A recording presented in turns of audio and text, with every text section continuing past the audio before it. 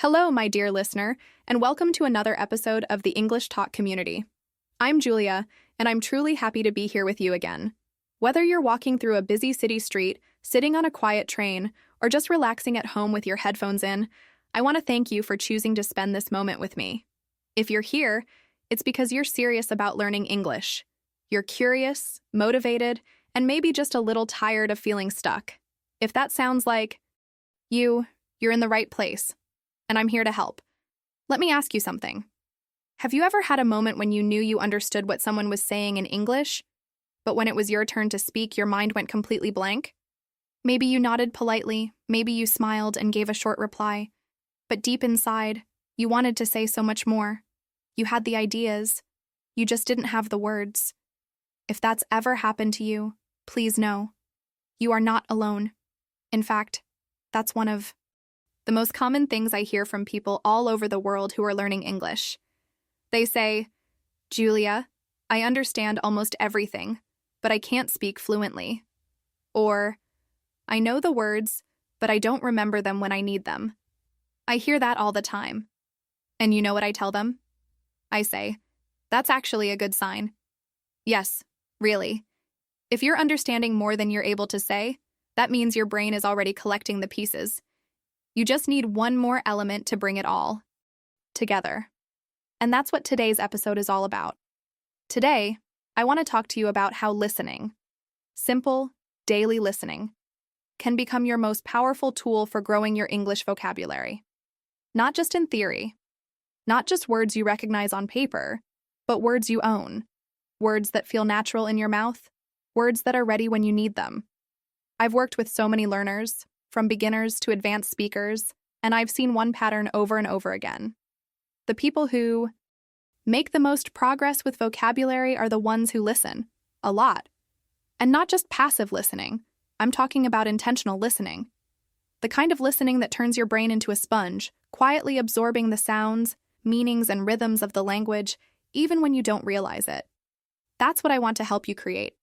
A natural process, not based on stress or memorization, but on gentle and consistent exposure.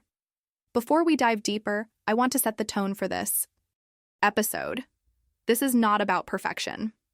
It's not about memorizing long vocabulary lists or trying to sound like a native speaker. It's about becoming comfortable and confident. It's about being able to express yourself with clarity, using simple and effective words. You don't need complicated vocabulary to speak English well. What you need is confidence and connection, and both of those come from listening. So today, I invite you to take a breath, let go of any pressure you're carrying, and join me in a different approach. Let me tell you a little story. Last week, I received a message from someone named Marco. He's originally from Florence in Italy, and he's been learning English for over 2 years. He said, Julia, I read English every day, but I feel like I'm not learning any new words anymore. I can read articles, but when I speak, I use the same 50 words again and again. I asked him a few questions about his routine. He was doing everything right, reading books, studying, grammar, even using vocabulary apps. But there was one thing missing: listening. He wasn't surrounding himself with the sound of English.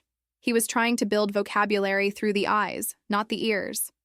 When we changed that, everything shifted.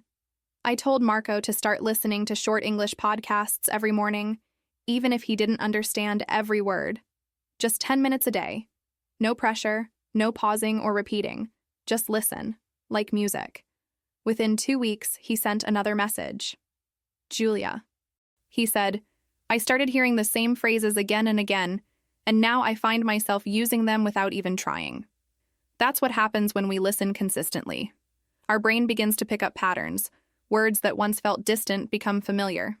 Vocabulary grows from the inside out, not as a list to memorize, but as part of your natural voice. And that's what I want for you, to make listening a daily habit. Something you actually enjoy. Something that fits easily into your day, no matter how busy you are. It could be while you're doing the dishes, walking the dog, waiting at the bus stop, or just getting ready in the morning. There's no perfect time to listen, only a decision to start. A few minutes a day is enough to begin changing your vocabulary, your understanding, and eventually your confidence. Now, I want to share something important. Listening alone won't change your vocabulary overnight.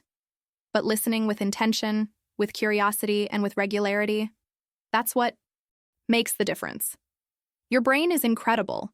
It can recognize patterns, store sounds, and remember words much faster than you think. But you have to give it the material to work with. Every time you listen, even if you don't understand every word, your brain is learning. It's noticing new sounds, connecting meanings, and preparing you to use those words later. And that's why I believe listening is one of the most powerful, most natural, and most effective ways to build your vocabulary, especially if you're tired of traditional study methods. You don't have to force it. You just have to trust the process and keep going. Bit by bit, day by day, you will notice the difference. So if you're listening right now and thinking, yes, this is exactly what I need, then stay with me. There's so much more I want to share with you today. And if this is already helpful, can I ask you a small favor? Go ahead and follow our podcast, or if you're listening on YouTube, click that subscribe button and give this episode a like. Not just because it helps our community grow, but because every time you take a step, even a small one, you reinforce your commitment to yourself and your English. That's powerful. You're not just listening, you're building momentum. And here, in this space, we celebrate progress in every form, no matter how small it seems. You don't have to be perfect. You don't have to understand everything. You just have to keep showing up. And that's exactly what you're doing right now. You're here, you're listening, you're growing. Let's keep going. Let's talk about something that I believe is holding many learners back, maybe even you. It's the idea that to grow your vocabulary, you need to memorize long lists of words. You know the ones, pages filled with translations, definitions, and example sentences. Maybe you've even tried to copy them by hand or repeat them out loud again and again, hoping they'll stay in your mind. And maybe they did, for a day or two. But then, when you needed them in conversation, they were gone. That's because memorization, by itself, is not how real vocabulary learning works. Let me say this clearly. Vocabulary is not memorization. It's exposure. And that changes everything. Think about how children learn their first language. They don't sit at a table with a list of words. They listen. They hear words over and over again, in different situations, with different tones and expressions. They don't study the word apple. They see an apple, someone says the word, and it repeats. Eventually, without trying, the word becomes part of their vocabulary. That's the power of exposure. I want you to imagine your brain as a sponge. When you listen to English, not just once, but consistently, your brain absorbs the sounds, the rhythms, and the meanings. You don't need to force anything. You don't need to tell yourself, I must remember this word. You just need to hear it enough times, in the right context, and your brain will do the work for you. That's what it's designed to do. You've already proven that by learning your native language. And yes, it still works, even as an adult. Here's the thing. When you try to memorize words from a list, you're looking at them outside of real life. They're disconnected. You might know the translation, but you don't know how the word is used, how it sounds when spoken naturally, or how it fits into a sentence. And because it's not connected to a real experience or context, your brain doesn't hold on to it. But when you hear the same word used in a story, or a conversation, or a podcast like this one, it starts to make sense. You don't just learn the word, you understand it, you recognize it, and eventually you start to use it, almost without thinking. I remember a listener named Lena who sent me a message from Hamburg, Germany. She told me she had been using vocabulary apps every day, trying to memorize 50 new words a week. She felt busy, like she was working hard, but her speaking didn't improve. She said, Julia, I know so many words, but I can't find them when I speak. So I asked her to stop the apps for just 1 week and instead spend 15 minutes a day listening to something in English. It could be anything, a short story, a YouTube video, a podcast. But the rule was no lists, no notebooks, no pressure. Just listen and enjoy. At the end of that week, she told me something incredible. She said she started noticing words she had learned before, but now they felt real. She could hear them, understand them instantly, and even use them naturally when talking to a friend. She didn't force anything. Her brain just made the connection because she heard those words in a living, breathing sentence, not on a silent, empty list. That's the magic of exposure. It's like watering a plant. You don't pour water once and expect a flower the next day. You give it a little bit every day. You don't stare at it. You just trust the process. And little by little, it grows. That's how vocabulary works with listening. The more you listen, the more your brain collects, not by force, but by frequency and context. I want you to understand that repetition is not the same as memorization. Memorization is trying to remember by effort. Repetition through exposure is remembering by experience. And when you hear a word in multiple situations, you're giving your brain the chance to store it in different ways. It's not just a word anymore. It becomes part of your world. Your brain loves patterns, and it loves meaning. That's what listening gives you. Not just sound, but meaning and motion. And here's something else that might surprise you. Sometimes you don't even need to know the definition of a word to understand it. When you hear it in context, in a sentence, in a story, your brain makes a guess. Maybe not perfect, but close enough. And that guess becomes the first step toward understanding. Later, when you hear it, again, that guess becomes stronger. Eventually, the meaning becomes clear, and you didn't have to stop, look it up, or write anything down. That's exposure at work. It's how you learned words like hello or thank you or sorry, not from a book, but from life. Now, I'm not saying there's anything wrong with writing down new words or checking meanings. That can help too. But if your entire vocabulary practice is based on lists and definitions, you're missing the real opportunity to feel the language, to hear how words connect to each other, how they change depending on emotion or situation, how they live inside conversations. That's what makes vocabulary stick. Think about your favorite song. Maybe the first time you heard it, you didn't understand every word. But after hearing it a few times, you started singing along. You didn't study the lyrics. You didn't write them down. You just listened, and your brain remembered. That same process can happen with English. And not just with songs. It can happen with podcasts, interviews, short stories, TV shows, and real conversations.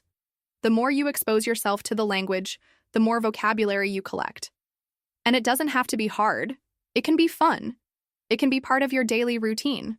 You don't need to set aside hours. Even 10 minutes a day of focused, intentional listening can change how you understand and use English. You just need to trust that your brain is learning, even when it doesn't feel like it. So, when someone tells you that to grow your vocabulary, you need to memorize 100 new words a week, I want you to smile and remember this. It's not about memorization. It's about meaningful exposure. Listen more, worry less, and let the language come to you in a way that feels natural and alive. That's the kind of vocabulary that stays with you, not just today, but for a lifetime. Let me tell you the story of Clara, a nurse from Madrid, Spain. She reached out to me a few months ago, and her message stayed with me because it reflects what so many English learners experience. Clara had been studying English on and off for years. She had taken courses at different schools, followed grammar books, and tried traditional methods, especially textbooks. But no matter how hard she studied, she felt like her English wasn't improving where it really mattered, in real conversations. She told me, "Julia, I can understand a lot when I read, but when I speak, I always go blank. I feel like I don't have the words I need." Her job is demanding. As a nurse in a busy hospital in Madrid, she often works long shifts and doesn't have time to sit down for formal lessons. But she has a big reason for wanting to improve her English. Many of her patients are visitors from other countries, and sometimes communicating clearly in English becomes part of her job. She said she often felt frustrated. She wanted to help more, to say things in a kind and professional way, but she didn't have the confidence. She worried she sounded too simple or too slow, and the vocabulary she had memorized just wasn't showing up when she needed it. One day, while scrolling through her phone on the train to work, she found a podcast in English for intermediate learners. It was short, around 10 minutes per episode, and the host spoke clearly, with simple language and everyday topics. She decided to give it a try. She didn't make any big plan or write down goals. She just listened. No notebook. No pressure. She simply let the words come in while she sat quietly, watching the city pass by through the train window. She listened again on her way home, then again the next morning. Something about that voice, the stories, the natural way of speaking, it made English feel more alive to her. And soon, she began to notice something strange and wonderful. During her shifts at the hospital, when talking to foreign patients, words started coming to her more easily. Phrases she had heard in the podcast popped into her mind. Expressions like, take a deep breath or I'll be right back, were suddenly ready, even though she had never memorized them from a list. She had only heard them in the podcast. That was enough. Clara continued this routine every day. 10 minutes on the way to work, 10 minutes on the way home. That was it. She didn't pause or repeat anything. She didn't stop to look up words. She just listened, like someone listening to music. Open, relaxed, present. And over time, her vocabulary grew. Not in a way she could measure with a test, but in real life. When speaking with colleagues or patients, she didn't hesitate as much. She was able to say what she wanted without translating in her head. And the best part? She felt proud. For the first time, she wasn't learning English to pass an exam or impress someone else. She was learning to connect. She told me that her favorite episodes were the ones that told stories. Simple stories about people shopping, going to the doctor, visiting friends. Because in those stories, she could hear how English was actually used. She learned how people asked questions, how they gave instructions, how they responded politely. And little by little, those ways of speaking became her own. She wasn't memorizing. She was absorbing. She was living the language in her ears first, and then in her mouth. At one point, Clara shared a moment that really made her feel the difference. A tourist from Canada had come to the hospital after an accident. He was anxious and in pain, and she needed to explain what was going to happen. Clara said she didn't have time to think about grammar or vocabulary. She just spoke. And when she finished, the patient looked at her and said, "Thank you for explaining everything so clearly. Your English is great." Clara said she almost cried, not because of the compliment, but because she felt real. She felt capable. She felt like her English had finally become useful. That's what I want to highlight in her story. Clara didn't change her life to improve her English. She just changed one small habit. Instead of using her commute to scroll through news or check messages, she turned it into a listening moment. And that habit changed how she felt about English. It became part of her daily rhythm, like brushing her teeth or drinking coffee. It became something natural, not forced. And because of that, her vocabulary grew without pressure, without notes, without stress. Her story shows what can happen when you stop trying to memorize words and start listening instead. When you listen with intention, your brain does something beautiful. It begins to recognize patterns. It connects sounds to meaning. And it stores those words not as distant information, but as part of your active language. Clara proved that you don't need perfect conditions or hours of free time. You just need a few minutes a day and the decision to listen with an open mind. If you've ever felt like Clara did, stuck between understanding and speaking, maybe this is your moment to try something different. Instead of asking, "What words should I study today?" ask, "What can I listen to today?"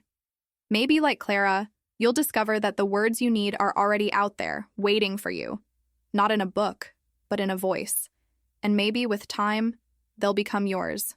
When we talk about learning English through listening, it's easy to imagine it as something passive, like playing an episode while doing the dishes or having background sound while walking. And don't get me wrong, that kind of exposure does help over time. But today, I want to show you something more powerful, something that can take your English to a deeper level. I want to talk about what happens when you listen with purpose. Not just hearing sounds in the background, but really tuning in, listening with a goal, with your full attention, even for just a few minutes. That small shift makes all the difference. I call this intentional listening, and it's one of the most effective tools for building vocabulary naturally.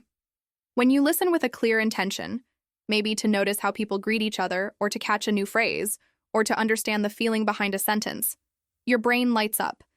It becomes an active participant. You're no longer just receiving sound. You're working with it. You're making sense of it. You're making space in your mind for that vocabulary to stay. Let me give you an example. Imagine listening to a short story in English.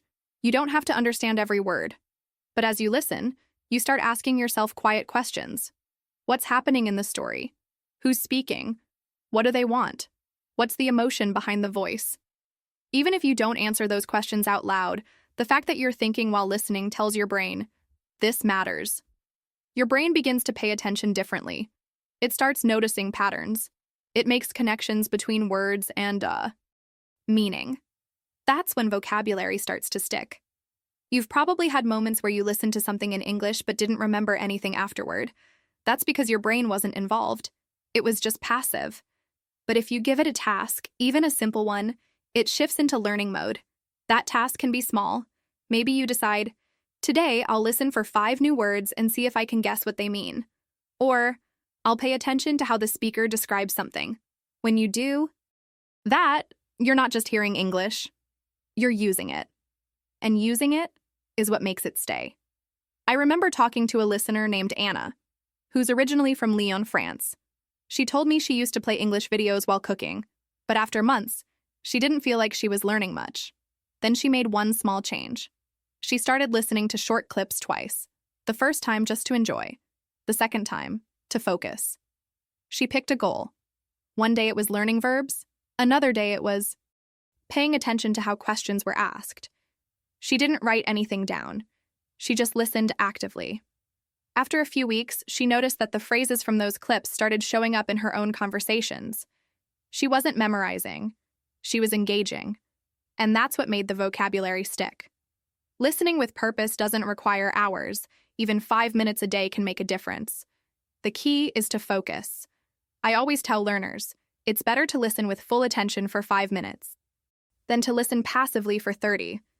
Because those 5 minutes, when you're truly present, when you're curious and focused, those are the moments your brain remembers. That's when learning becomes real. Let's say you only have 5 minutes today. What could that look like? You could choose a short podcast or a video and decide, I'm going to focus on how they describe places. Maybe you'll notice the word busy, quiet, modern, or beautiful. You hear those words in context. You understand them not because someone told you their definition, but because your brain matched the word to the situation. That kind of learning is stronger. It's connected. It lasts. Another benefit of intentional listening is that it teaches you to trust your own understanding. Sometimes we feel the need to look up every word to be sure we're right. But with purpose-driven listening, you give yourself permission to guess, to feel the meaning. You hear the word appointment, and you understand from the sentence that it has something to do with meeting someone.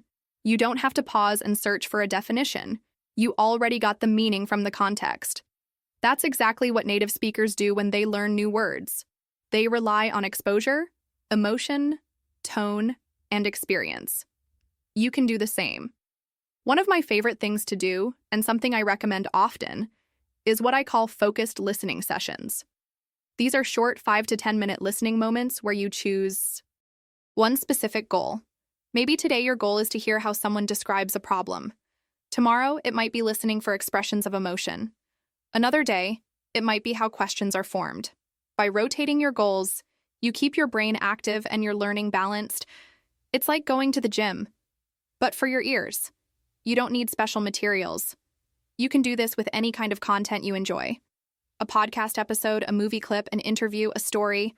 The important part is not what you listen to. It's how you listen. You show up with purpose. You listen with attention. And you let your brain take in the language through meaning, not just sound.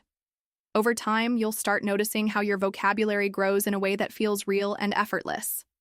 Sometimes people ask me, but Julia, what if I get distracted while listening? That's okay. Distractions are natural. The goal is not to be perfect. The goal is to gently bring your attention back when it drifts. Even if you only catch half of what's said, you're still practicing. You're still training your ear. You're still growing. The most important thing is to be consistent and intentional, not flawless. And the best part? You can start today. You don't need a teacher or a lesson plan. You don't need to memorize anything. All you need is 5 minutes and a choice to be present. Choose a listening activity that interests you. Set a small goal. Turn everything else off. Listen. not just with your ears, but with your mind. Be curious. Be patient. Be kind to yourself. Intentional listening turns English into a real experience. It makes learning personal, active, and enjoyable. It's not just about hearing English. It's about noticing it, feeling it, and making it yours. One word, one phrase, one moment at a time. Let me introduce you to Luca, a university student from Milan, Italy. His story is one that perfectly illustrates how powerful small, consistent listening habits can be, especially when you think you don't have time to study. When Luca first wrote to me, he explained that he was feeling stuck with his English. He understood most written texts and could follow lectures in English fairly well, but when it came to speaking, especially in more formal or academic situations, he struggled. He wanted to express his ideas clearly, but the vocabulary just wasn't coming. He felt frustrated because he had studied English for years and still couldn't find the words he needed in the moment. Luca is studying economics and international relations, and he told me that being able to communicate professionally in English is not just a goal. It's a necessity. Most of his course materials are in English. Many of his classmates come from other countries, and he knows that in his future career, strong communication skills in English will be essential. But like many learners, he thought he had to dedicate long hours to get better. That's where he got discouraged. With university classes, assignments, part-time work, and commuting, he couldn't find time to sit and study. That's when we started looking for something simple, something he could do every single day without changing his schedule. After talking for a bit, I suggested he try one small experiment. I asked, "What do you do every morning without fail?" He said, "I brush my teeth." I smiled and said, "Perfect. That's your new English practice time." He laughed at first, but he agreed to try it. His challenge was this. Every morning, while brushing his teeth, he would play one short English news story. Just one. No stopping, no rewinding, no pressure to understand everything. The goal was simply to listen. The first week, he chose a podcast that offers 5-minute news updates in English. He didn't try to take notes or repeat anything. He just listened with curiosity.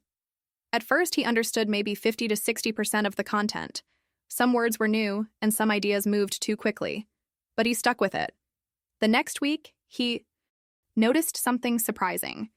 He began to understand more, not because he had studied the vocabulary, but because he had heard it before. Words like negotiation, agreement, forecast, and policy became familiar. They didn't feel like strangers anymore. After a month, he found himself using some of those same words in class discussions. One day, while giving a short presentation, he used the phrase economic outlook without even thinking about it. Later, he realized that it was a phrase he had heard several times in the news podcast. It had entered his mind without effort, just from regular listening. He told me, "Julia, I didn't memorize it. I didn't plan to say it. It just came out."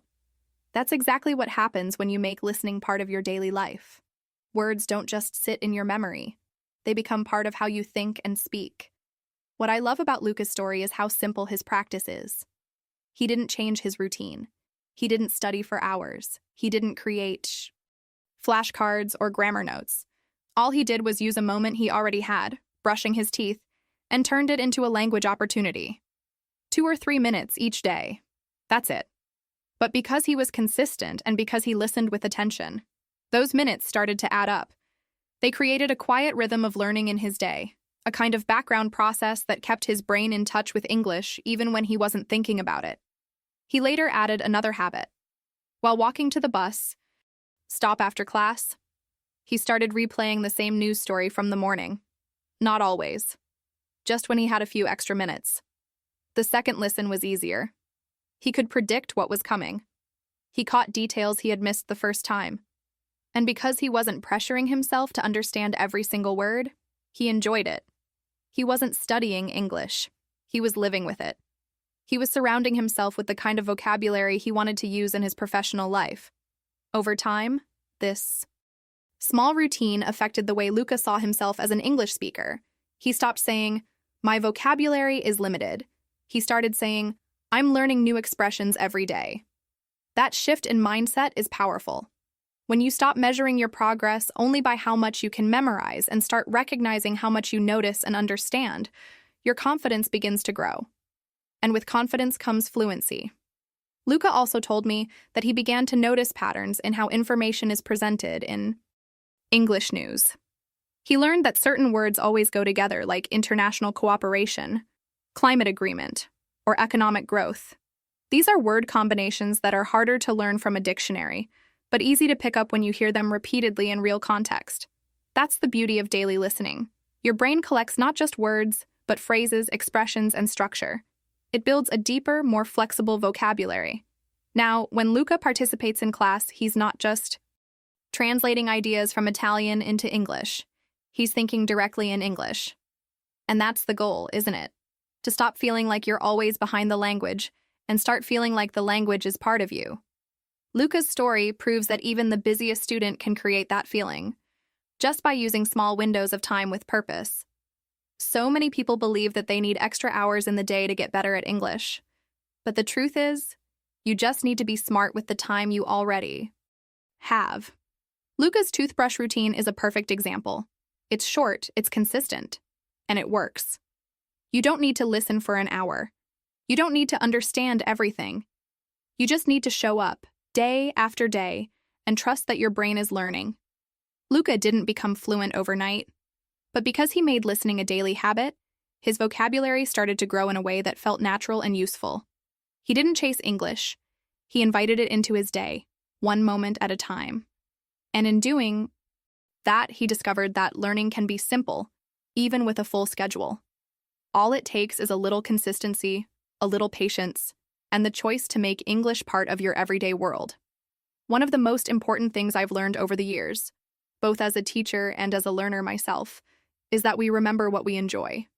It's simple, really. When something makes you curious, when it makes you smile or laugh or feel inspired, your brain pays attention. You don't have to force it. You don't have to tell yourself, focus, study, memorize. Your mind is already open and ready. That's why, when it comes to building your English vocabulary, one of the smartest things you can do is to choose content you actually like. Listen to what you love, not what someone else says you should listen to. So many learners come to me and say, Julia, I want to improve my vocabulary, but listening to English is boring. And when I ask what they're listening to, they usually mention things like academic lectures, exam practice recordings, or long news broadcasts they don't even care about. No wonder it feels hard. If you're not interested in what you're hearing, your brain will treat it like noise. You might listen, but you won't absorb. And that's not your fault. It's just human nature. Now imagine the opposite. Think about a topic you love. Maybe you're passionate about football, or cooking, or photography, or travel. Maybe you enjoy listening to music, or learning about history, or watching fashion videos. Whatever it is, I guarantee there's English content out there for you. Podcasts, YouTube channels, interviews, audiobooks, you name it. And when you listen to content that excites you, your brain turns on. You start noticing words because you want to know what they mean. You start remembering phrases because they're connected to something that matters to you. I once worked with a student named Elise from Marseille. She told me she hated listening exercises because they felt cold and robotic. But one day, she discovered a podcast where English-speaking chefs shared personal stories about their kitchens, their favorite recipes, and their food memories. Elise loved it.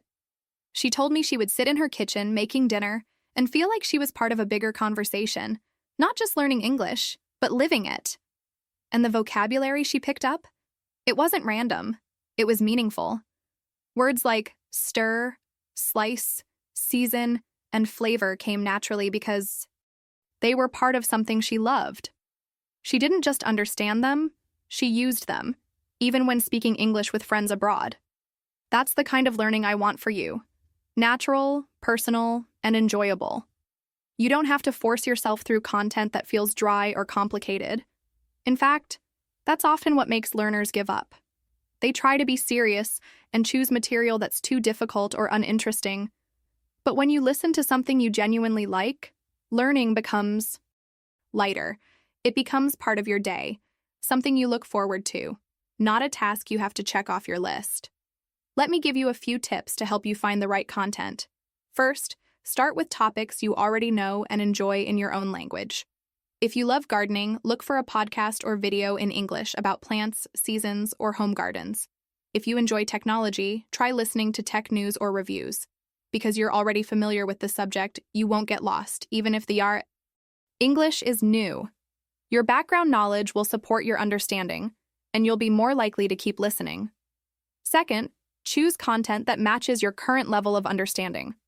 If you're a beginner or lower intermediate learner, don't start with fast, unscripted interviews or complex documentaries. Instead, look for slower speech, clear pronunciation, and simple vocabulary. There are podcasts and YouTube channels made especially for learners. Use them. You can always move to more advanced material later, but building confidence first is key. Third, keep your listening short and regular. You don't need to spend an hour each day. 10 minutes is enough to begin.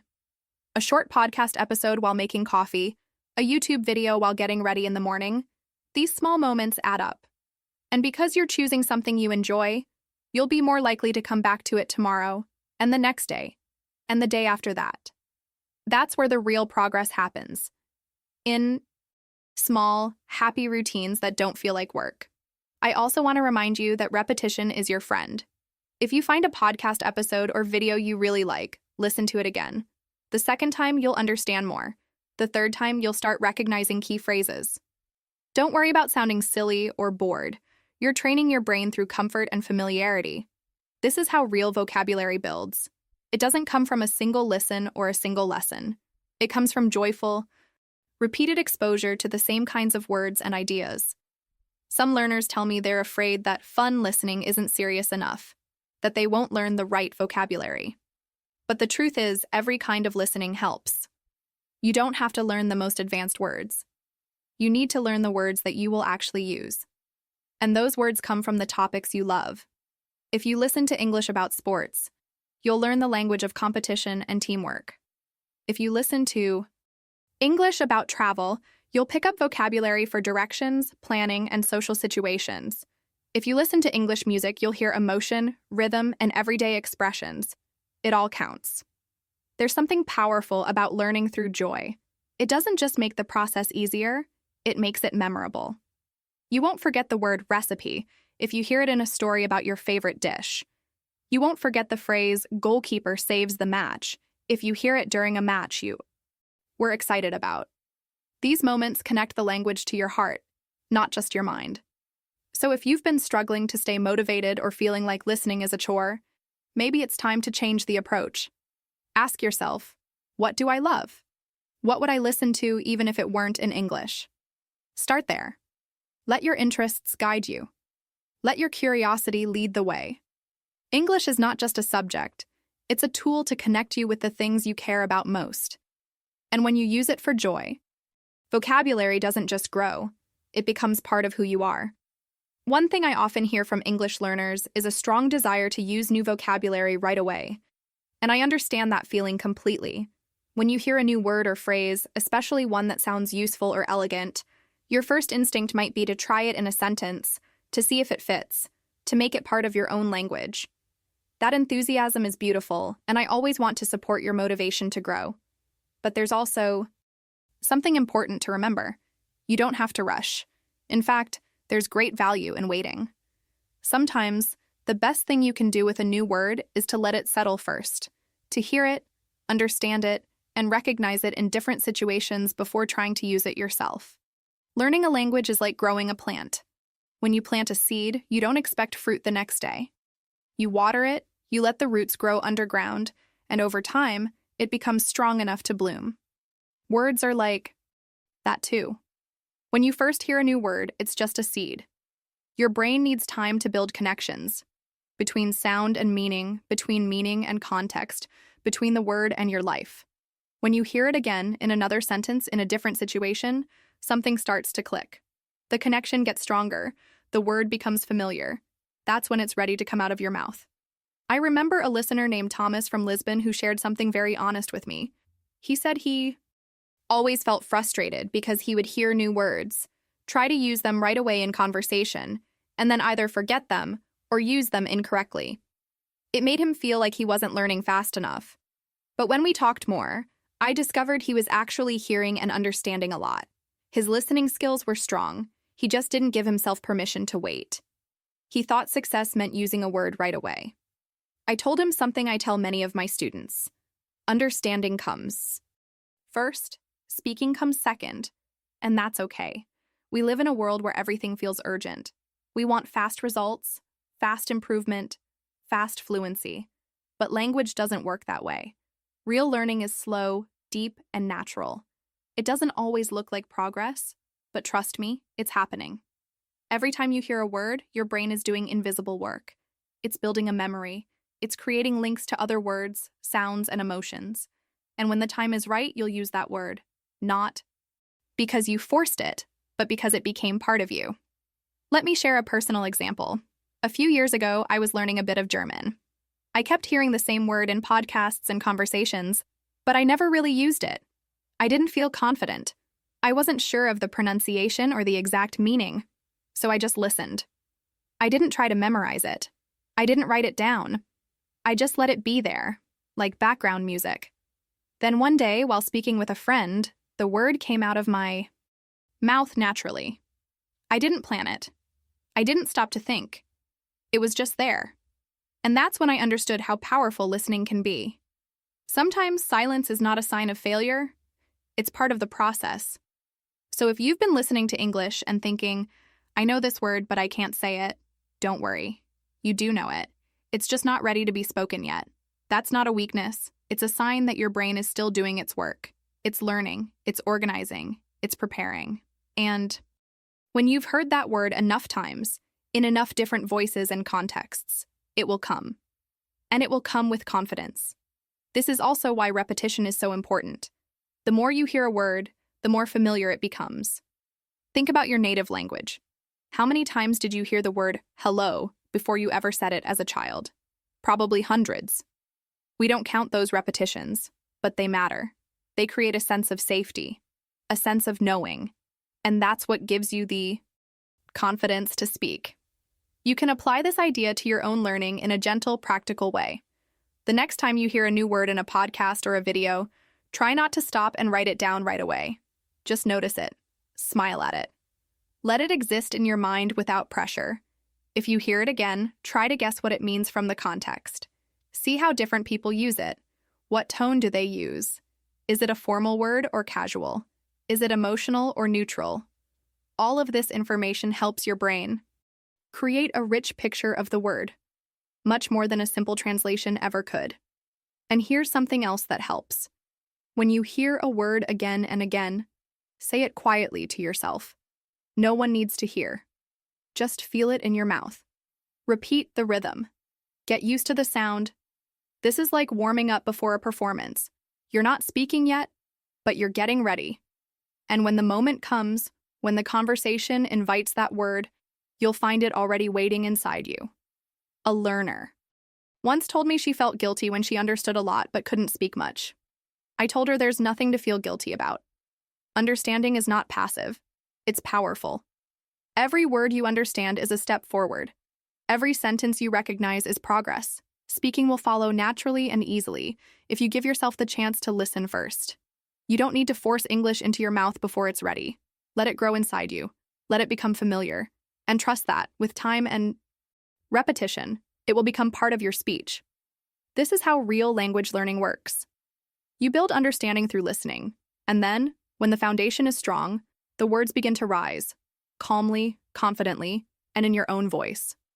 One of the most powerful ways to turn listening into speaking is through a simple technique called shadowing. It might sound technical, but it's actually very easy to understand and even easier to practice. Shadowing is when you listen to a sentence in English and then try to repeat it right after, almost at the same time, like an echo. That's why some people also call it echo practice. The idea is to hear the natural rhythm, pronunciation, and flow of English, and then immediately try to copy it. This exercise doesn't just help with your accent and fluency, it also makes new vocabulary stick more quickly and naturally. I first discovered shadowing years ago, and since then I've recommended it to learners of all levels. I've seen how powerful it can be, especially for people who understand a lot but feel stuck when it comes to speaking. If you've ever listened to English and thought, I understand everything, but I can't say it like that, shadowing is for you. It's a bridge between listening and speaking. And the best part? You don't need any special materials. You can start today with any audio you like, a podcast, a short video, a story, even this episode you're listening to right now. Let me explain how to do it. You choose a short piece of audio, something that's clear and not too fast. You listen to one sentence. Then, as soon as that sentence ends, you try to say it out loud, using the same rhythm, tone, and pronunciation as the speaker. At first, it might feel strange or difficult. You might miss a few words. That's okay. The goal is not perfection.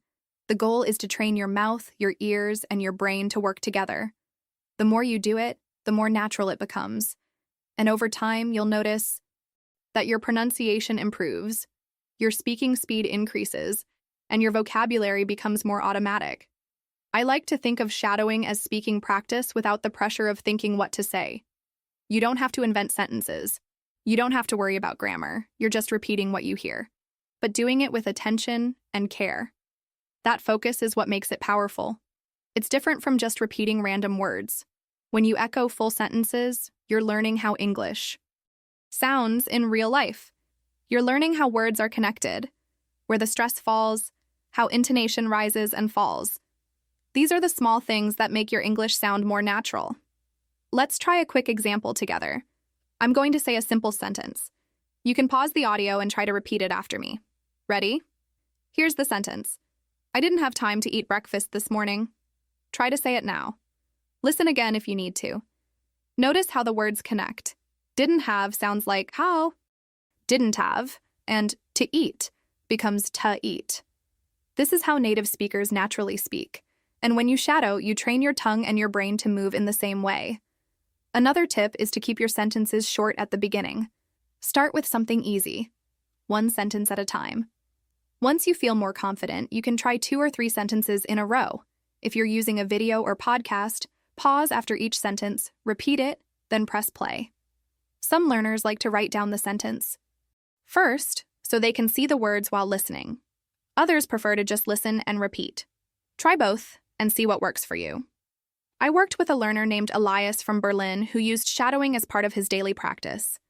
He told me he felt uncomfortable speaking English in meetings because he was afraid of making mistakes or sounding too slow. But he had good listening skills, so we created a simple routine. Every morning, he listened to a 1-minute podcast and practiced shadowing one part of it. At first, he felt silly. He said, "Julia, I sound nothing like the speaker." But I encouraged him to keep going. After 2 weeks, he noticed a huge difference. His speech became smoother. He wasn't pausing as much.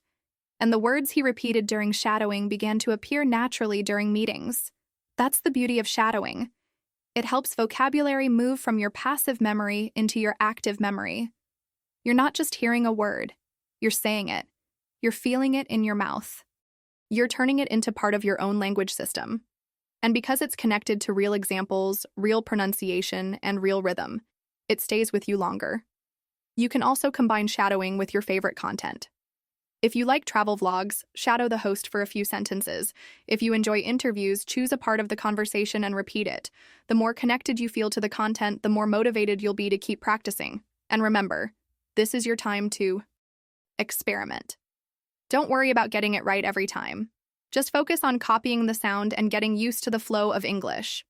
Another learner I worked with, Sophia from Florence, told me she used shadowing while walking to school. She would listen to an English story on her headphones and quietly repeat the sentences under her breath. It became her secret practice. Nobody knew she was training her speaking skills every morning, just by walking and listening. After 3 months, she told me, "I don't think before I speak anymore. The words are just there." That's what happens when you repeat with intention. You build fluency without stress.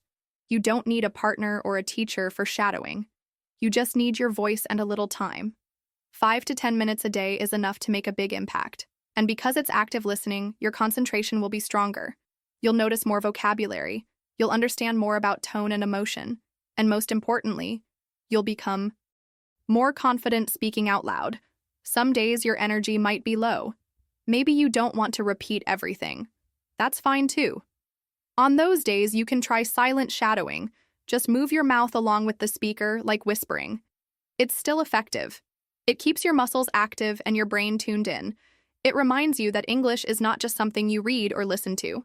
It's something you say. So give shadowing a try. Choose a sentence from something you enjoy. Pause, listen, and repeat. Don't be afraid to sound different. Don't be afraid to make mistakes. You're training for real-life communication. You're building fluency, word by word, sound by sound. Let your voice follow the voice you hear. Let it grow stronger each time. Because every time you shadow, you take a step closer to making English your own. Let me tell you about Sophie, a graphic designer living in Paris. When she first reached out to me, she described herself as someone who could understand English quite well, especially when reading or listening to podcasts. But when it came to speaking, especially in front of others, she froze. Her mind would go blank, her mouth would hesitate, and she often felt frustrated that she couldn't say what she was thinking. She had studied English in school, taken a few online courses as an adult, and even watched shows in English for fun, but something was still missing: her confidence. Sophie told me that she didn't feel like the words she knew were truly hers. They stayed in her mind, but they didn't come out in conversation. She said, "It's like I have the vocabulary hidden inside me, but I can't find it when I need it." That feeling is so common. So many learners experience this exact kind of disconnect. They know the words, they recognize them, they understand them in other people's speech, but they don't yet trust themselves to use them. That's where her real journey began. Instead of going back to grammar books or vocabulary lists, I encouraged her to try something much simpler and more natural: repeating dialogues from TV shows she already enjoyed. She was a fan of design-focused reality shows and romantic comedies, short, casual conversations with clear pronunciation and real emotional tone. I suggested she pick just a few minutes from an episode, listen carefully to the characters, and then try to repeat what they said. No memorizing, no writing, just listen and echo. At first, she wasn't sure it would help. She said, "Isn't that too basic?" But I explained that repeating dialogues, especially those that feel familiar or emotional, is one of the most effective ways to build natural speech patterns. When you repeat a phrase in context, you're not just copying sounds. You're learning how people express themselves. You're learning how emotions shape the rhythm and tone of language. And you're teaching your mouth how to move in English. So she tried it. She picked a show she loved, one she had already seen before, and focused on just 5 minutes of dialogue. She listened, paused, and repeated. At first, it felt a little strange. She even laughed at herself because she wasn't sure she sounded right. But the more she did it, the more comfortable she became. And something interesting started to happen. She wasn't just repeating phrases, she was starting to feel them. The expressions stayed with her throughout the day. She would hear a phrase like, "That sounds great," or "I'll be there soon," and without thinking, she'd repeat it while doing something else: cooking, walking, or working on a design. Those small repetitions built confidence. Sophie wasn't studying anymore. She was living with the language. She told me that after 2 weeks of repeating short lines from TV shows, she noticed something had changed in her conversations. During a video call with a client from London, she used the phrase, "Let me double-check that," a line she had repeated many times from a character in a business drama. She didn't plan it. It just came out naturally, in the right tone, in the right moment. And that moment gave her a huge boost.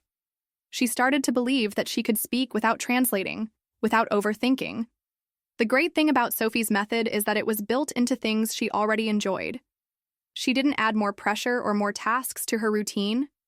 She simply used what she liked, her favorite shows, and gave herself a new way to interact with them. Instead of just watching, she became part of the conversation. And by repeating what she heard, she began to adopt the rhythm, the stress, and even the emotions of English speakers. One of her favorite tricks was to replay emotional scenes, not for the story, but for the way the characters spoke. She paid attention to how people apologized, how they expressed surprise, how they joked. These were not textbook sentences. These were real phrases people use every day. Phrases like, "Are you serious?" or I can't. Believe it, or you've got to be kidding me. They might sound simple, but when you can say them with the right tone, they become powerful tools for connection. And the more Sophie repeated, the more those phrases became part of her natural speech. She wasn't memorizing anything. She was practicing rhythm, emotion, and timing. She began to speak with more flow. She stopped pausing to search for words. She started to feel the sentences instead of constructing them one piece at a time. Her confidence wasn't coming from grammar rules. It was coming from experience, from hearing, repeating, and trusting her voice. What I admire most about Sophie is that she didn't wait for everything to be perfect before she started speaking. She used what she had, where she was, with what she loved. That's something all of us can do. You don't need perfect grammar. You don't need advanced vocabulary. You just need exposure, repetition, and a willingness to sound like the people you hear. That's how speaking becomes real. Not from theory, but from imitation and practice. I always encourage learners to repeat phrases out loud, even if no one is listening. You can whisper them. You can say them in front of the mirror. You can act them out, just like Sophie did. It's not about being perfect. It's about becoming familiar with the sound and rhythm of real English. The more you say the phrases you hear, the more they become part of your active vocabulary. And once that happens, you don't have to find the right words. They come to you, just like they did for Sophie. Sophie's journey is a reminder that confidence doesn't come from knowing more. It comes from using what you already know, over and over, in ways that feel enjoyable and real. By repeating the same short expressions, she didn't just remember them. She made them her own. And you can too. Choose something you enjoy watching. Listen to a short piece. Repeat the phrases out loud. Let them become part of you. Little by little, those words will stop feeling like someone else's. They'll sound like you. When I talk about improving your English listening and vocabulary, one tool that often comes up is subtitles. Subtitles can be incredibly helpful, especially in the beginning stages of learning. They allow you to see the words you're hearing, which creates a connection between sound and meaning. This connection is essential because English pronunciation is often different from how words look on paper. When you use subtitles wisely, they become a bridge that helps you understand better and learn faster. However, I also want to share with you why it's important not to rely on subtitles all the time. Using them strategically, not constantly, will build your listening skills and vocabulary recognition in a much stronger way.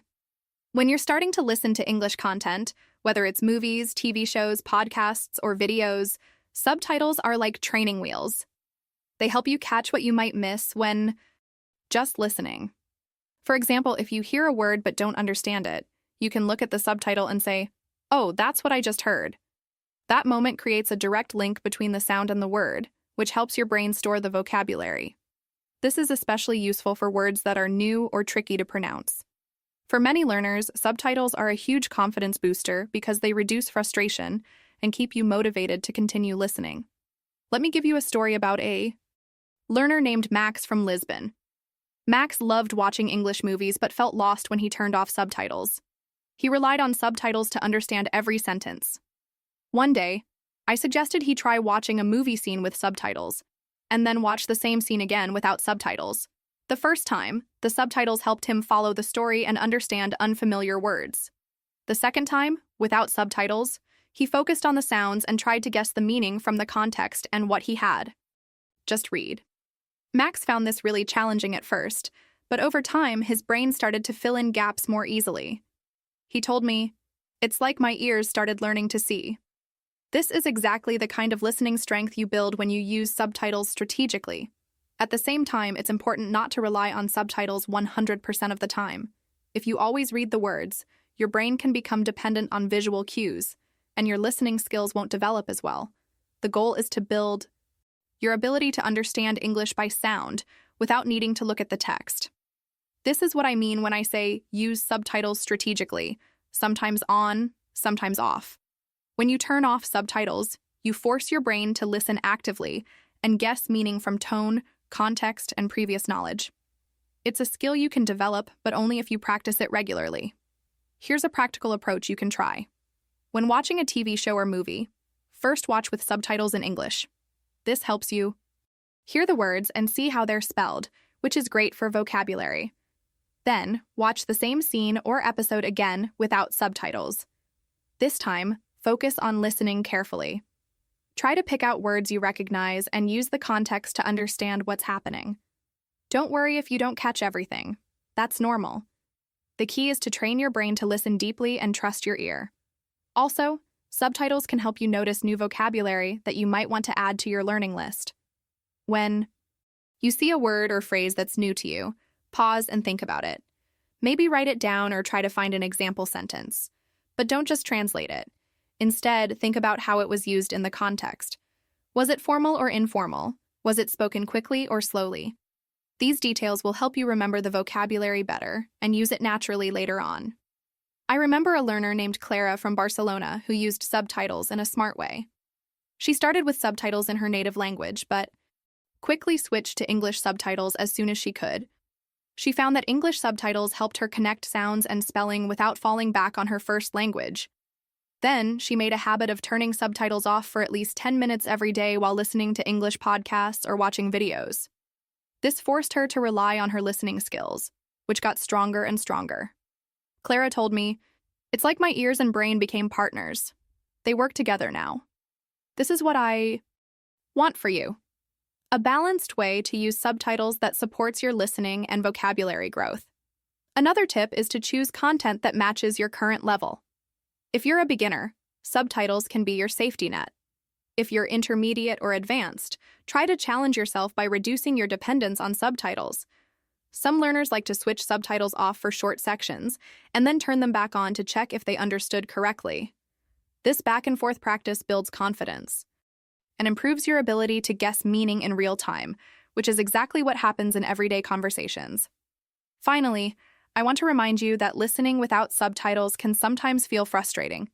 You might miss many words or feel confused. That's perfectly normal. The important thing is not to give up. Every time you listen without subtitles, you're training your brain to work harder, to listen more carefully, and to recognize words faster. Over time, this practice will pay off.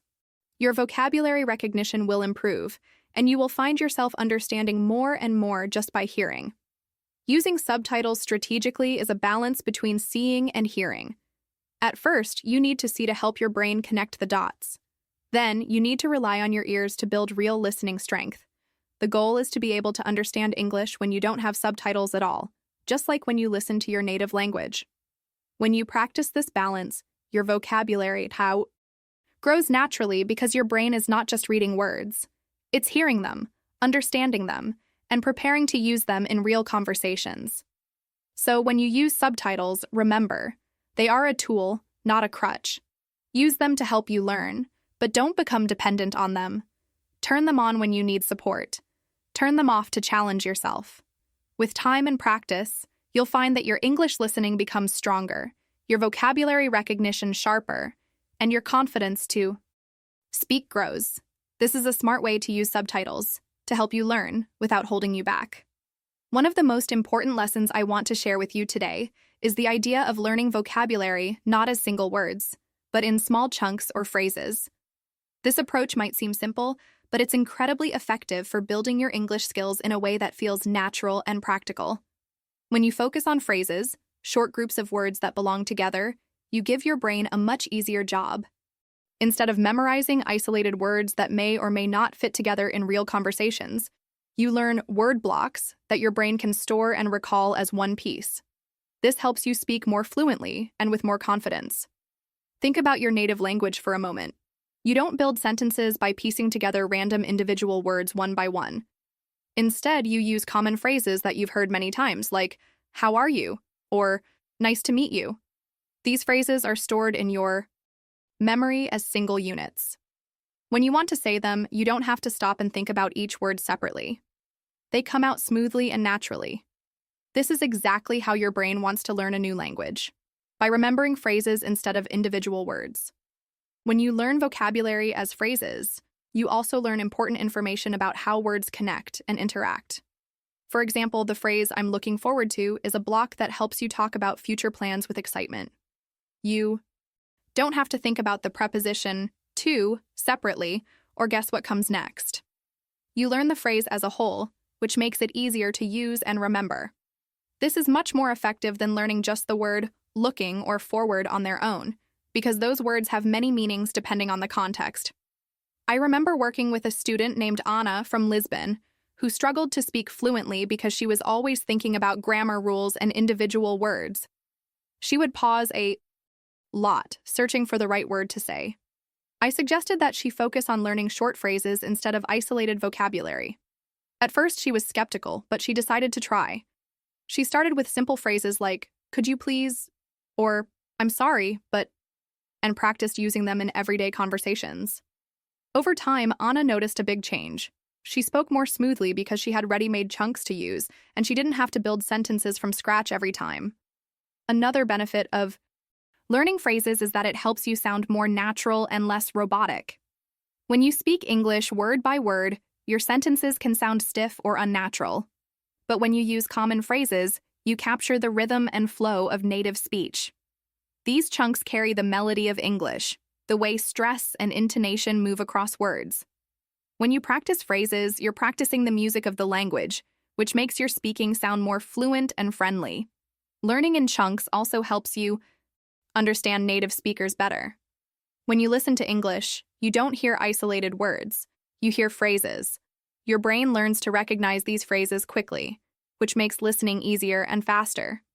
Instead of getting stuck on a single unfamiliar word, you can focus on the meaning of the whole phrase, which helps you follow conversations more smoothly.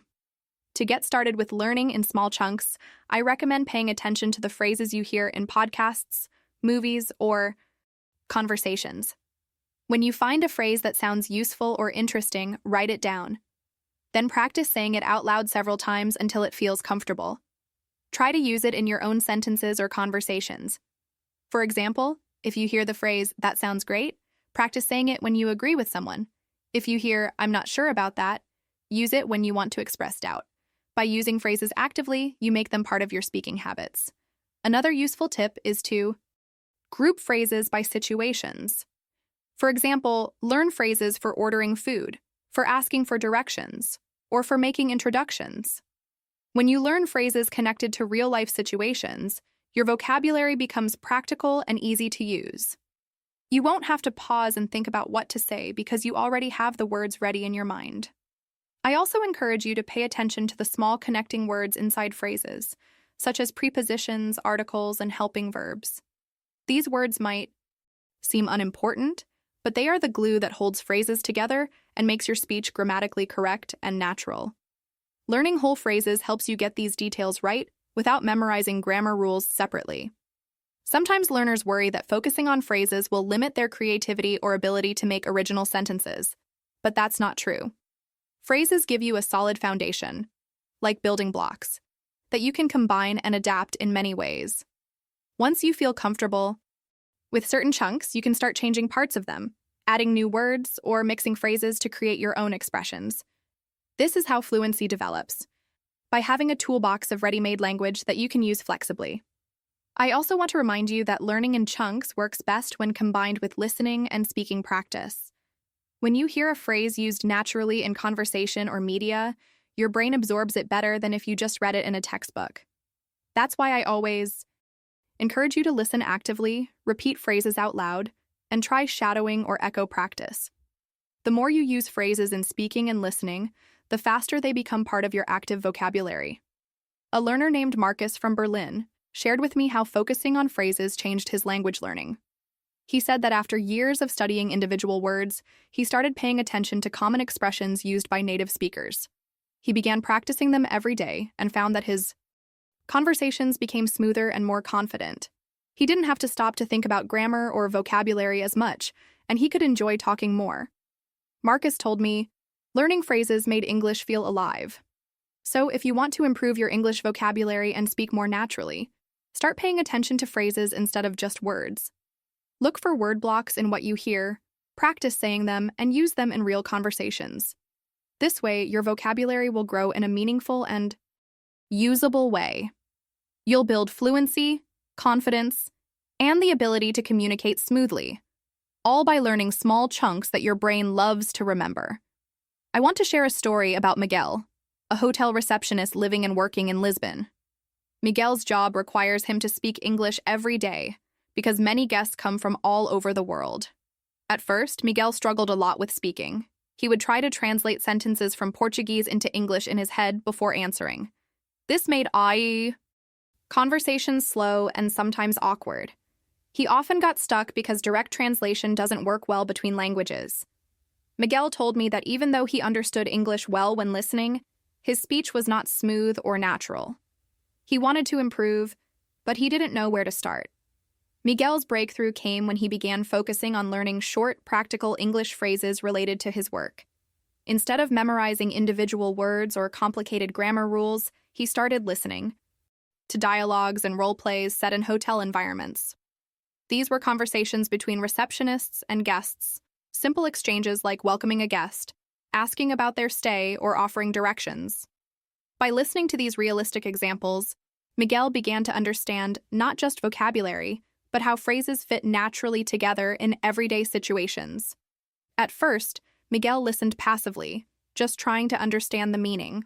Then, I suggested he start repeating those phrases aloud, practicing, shadowing and echoing the dialogues to get used to the rhythm and flow of English. This practice helped him connect the sounds with the meaning and get familiar with how English speakers express common ideas.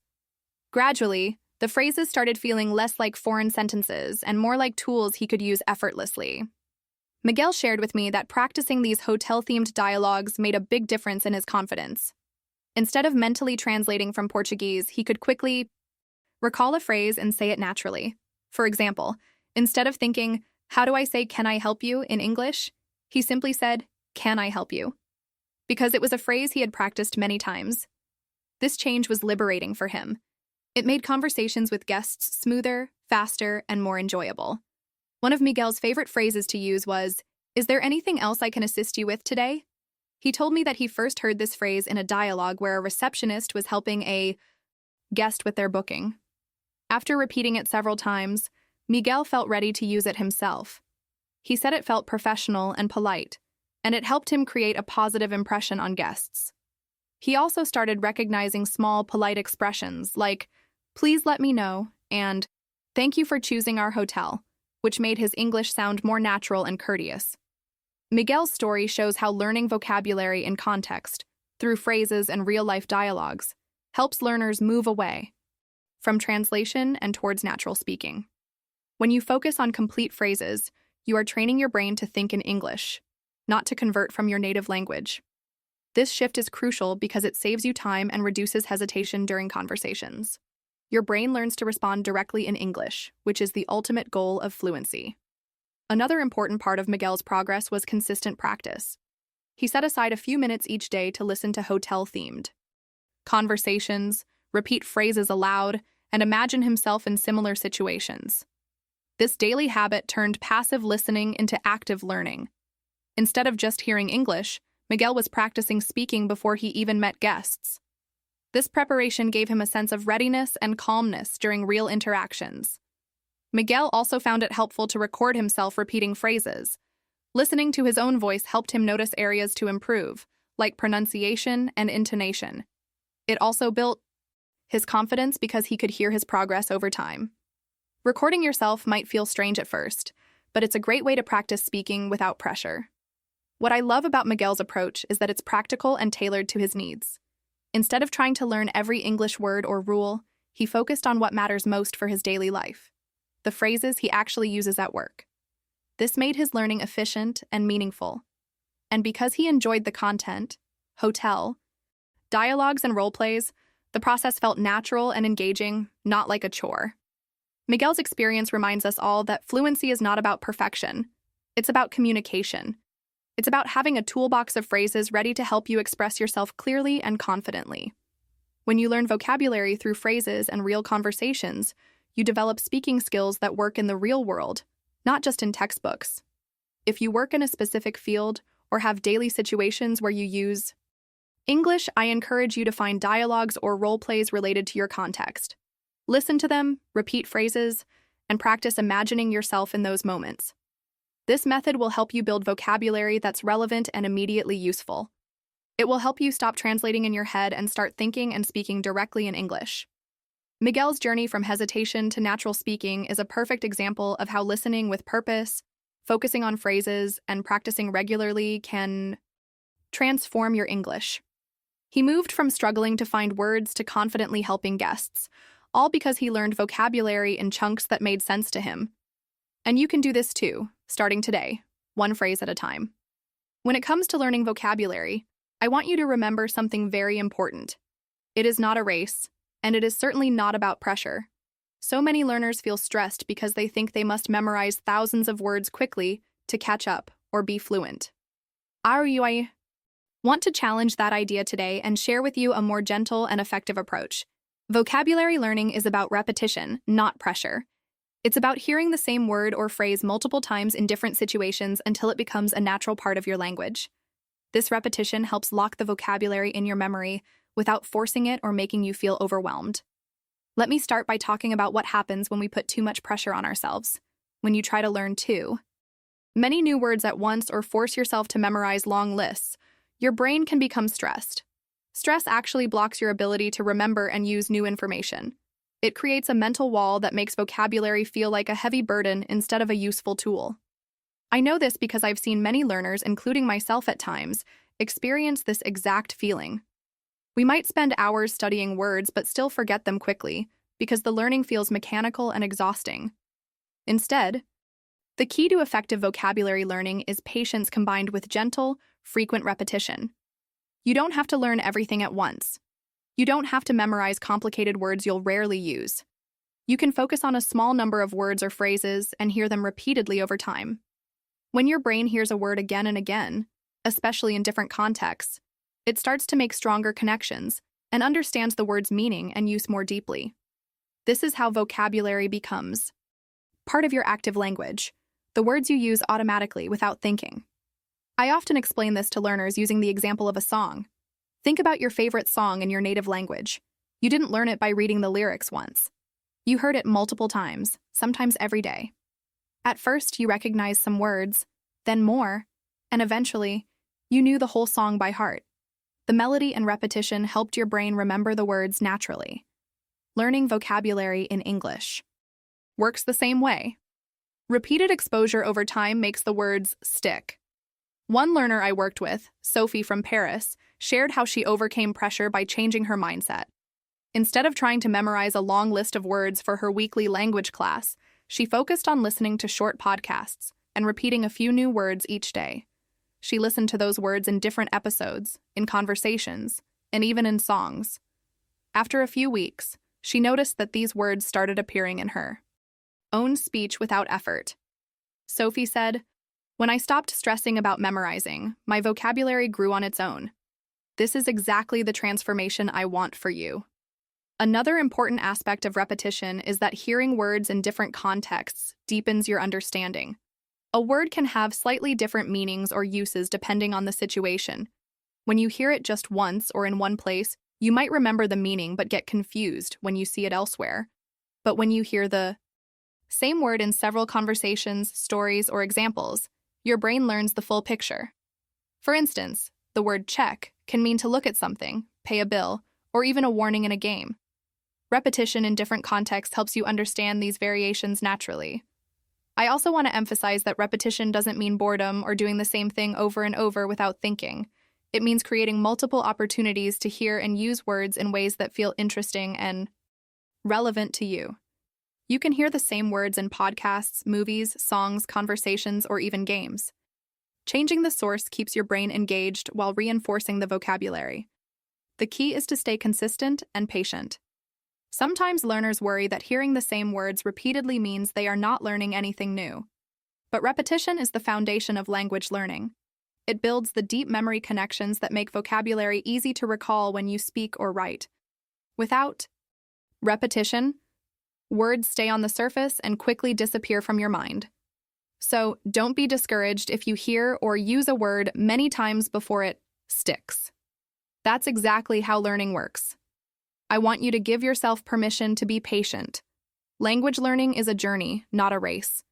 Your brain needs time to absorb new vocabulary and connect it with your experiences.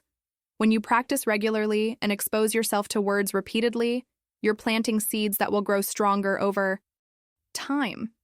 The pressure to learn quickly only creates frustration. Instead, trust the natural process of repetition and watch your vocabulary expand steadily. It's also helpful to remind yourself that making mistakes or forgetting words is part of learning. Nobody learns a language perfectly overnight. Even native speakers sometimes struggle with vocabulary or expressions. The difference is they have had many opportunities to hear and use words repeatedly throughout their lives. You are building that. Same experience, step by step. If you ever feel overwhelmed by the amount of new vocabulary, try to slow down. Focus on a few words or phrases that are meaningful to you. Listen to them in podcasts, songs, or conversations. Repeat them softly to yourself. Notice them when you see them again. This gentle repetition will build your confidence and help those words become part of your daily English. In my own experience learning languages, I've seen the power of repetition again and again. It turns unfamiliar sounds into familiar words. It transforms hesitant speaking into fluent conversation. It changes frustration into enjoyment. When you let go of pressure and embrace repetition as your friend, learning vocabulary becomes a natural and joyful part of your English journey. So remember, vocabulary is repetition, not pressure. Be patient with yourself. Listen often. Repeat gently. Your brain will thank you by making new words a natural part of your language, ready whenever you want to use them. This is the key to long-term success and real confidence in English. When it comes to improving your English listening skills and growing your vocabulary, one of the best things you can do is find simple, natural ways to add English listening into your daily routine. You don't need to carve out hours of study time or sit down with complicated lessons. Instead, you can turn everyday moments, the times when you're cooking, walking, cleaning, or commuting, into powerful opportunities for language learning. These low-pressure, relaxed moments are perfect because they let you listen without stress, which makes learning more enjoyable and effective. Let me start by saying that listening in English doesn't have to be something you have to do. It can be something you want to do because it fits easily into your life and your interests. For example, many learners find that listening to podcasts while doing household chores makes the time go faster and gives them a chance to absorb English naturally. You don't have to understand every word. Just letting your ears hear English regularly helps your brain get used to the sounds, rhythms, and vocabulary of the language. One of my favorite suggestions is to choose podcasts that match your interests and level. There are so many great podcasts designed for English learners, as well as those made for native speakers on topics like culture, sports, technology, or storytelling. For beginners, podcasts with slower speech and clear pronunciation can be especially helpful. Intermediate or advanced learners can challenge themselves with authentic content that introduces new words and phrases. You might want to listen to the same episode a few times, first focusing on understanding the general meaning, then paying attention to new vocabulary, and finally practicing repeating sentences aloud. Another easy way to add English listening to your day is through English radio or news apps. You can find live radio stations online or on your phone that broadcast in English from around the world. Listening to news stories or talk shows while walking or commuting is a great way to practice, because the topics are current and often repeated in different programs. This repetition helps reinforce new words and phrases.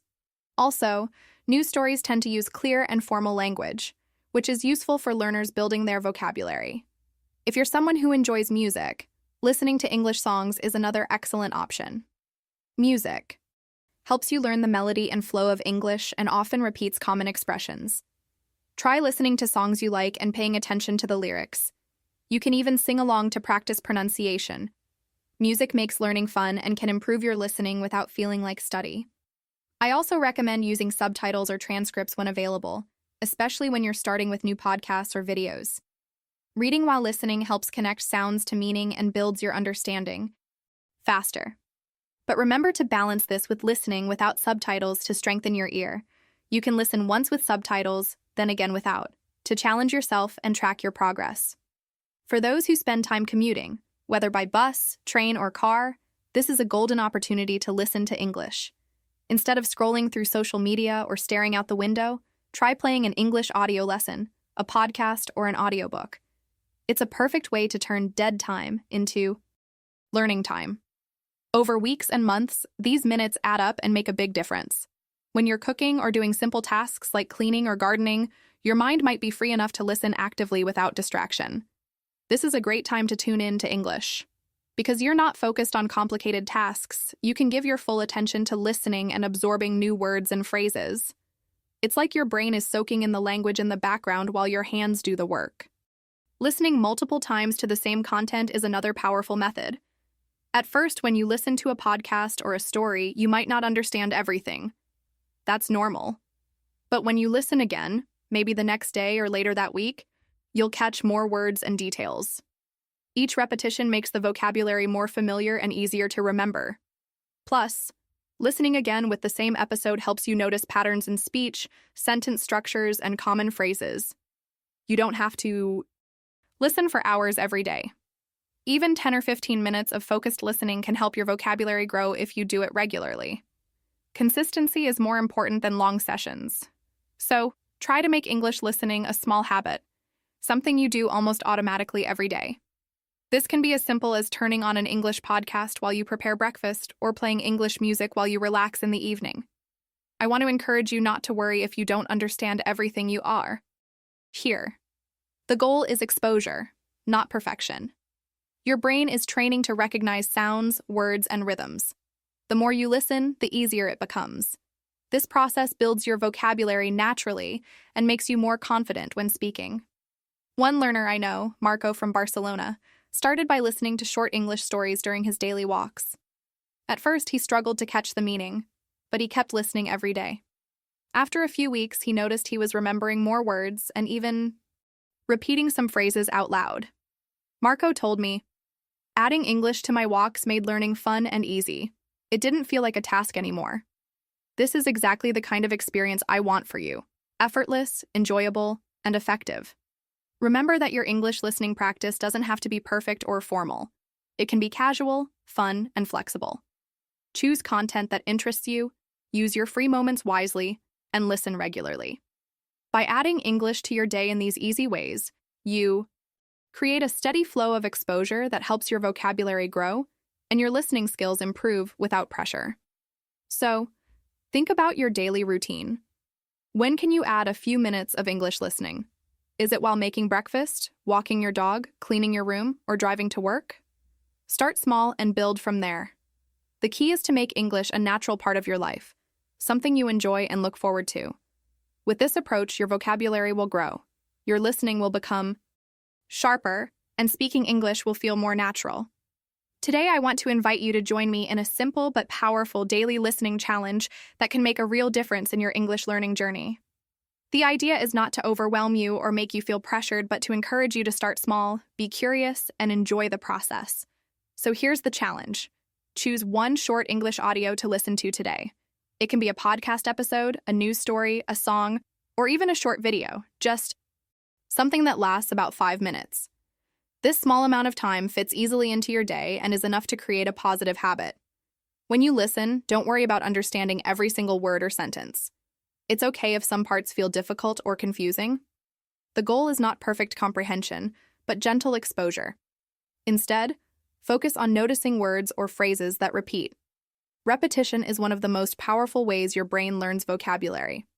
When you hear the same word several times, your brain starts to recognize it, remember it, and connect it with meaning. This natural, low-pressure repetition helps vocabulary grow over time without stress or memorization. As you listen, try to enjoy the rhythm, melody, and flow of the language. English has a musical quality in how native speakers talk, the way some words are stressed, the pauses between ideas, the intonation that expresses feelings or questions. By paying attention to these sounds, even if you don't understand every word, you're training your ear and your brain to get used to English as it is really spoken. This will make listening easier and more enjoyable in the future.